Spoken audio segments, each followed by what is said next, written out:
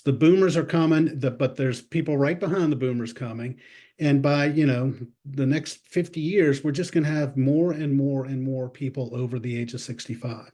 So is that a problem or an opportunity? And obviously you and I think it's an opportunity. Yes. Yeah. 100%. But having more older adults is not the full story. So like I said, there were three things I wanted to tell you. The first is the future's older. Second, the future's boomers. And the third is the future is not kids, because birth rates have declined globally over the last 60 years. Certainly it's accelerated. The social scientists and demographers like to talk about the population age pyramid. And they say that, from the beginning of time, we've always had a lot of young people.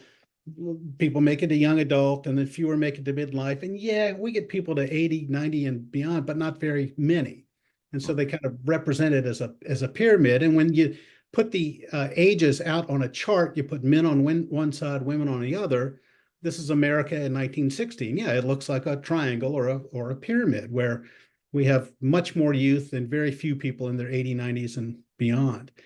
And you can see the boomer generation is the red numbers there at the bottom when this was in 1960. But look what's happened since 1960, Mark. This is 1970. This is 1980. This is 1990. Are you noticing a trend? 2000, we're losing our shape, so to speak. 2010, 2020, projected to 2030. Where's my pyramid? Right. And the answer is it's gone. Wow. And it's not just temporarily gone, it's permanently gone. And it started in 1965 when this product called the birth control pill came on the market. And our birth rate dropped from 4, the baby boom, to now it's actually under 2. It's at like 1.7. And to replicate your population, demographers say you got to be at 2.1 as the birth rate. So we're already below it. Countries like China, for example, who put in that one-child policy, they've been below it now for 40 years. And their numbers are like this. Yeah. They're not a pillar. In fact, the Census Bureau says it's not a pyramid anymore. We're going to call it the population pillar because we're going to have equal numbers. And I go, well, what's with the ancient metaphors?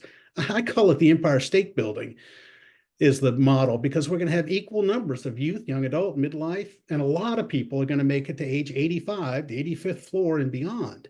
That's going to be the fastest growing segment for the next 40 years is 85. Yeah.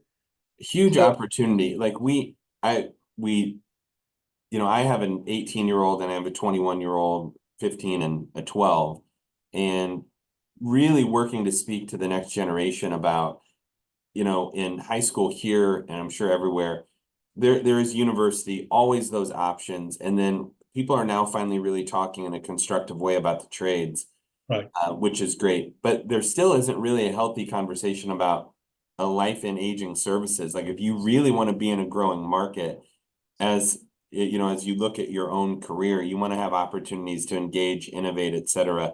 This is guaranteed to be an opportunity for you to grow a significant career with just a little bit of effort, I think. It's completely recession proof. Yes. Yeah, my youngest daughter, Mark, is studying physical therapy. She'll always have a job.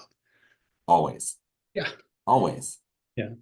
So then the outcome of this shift, this population shift, the age shift, is that we've gone from a world where we had almost 4-to-1, a ratio of under 18 to 65 plus back in 1960 when the baby boom started or was under 18, to it's going to be 1-to-1 by 2030.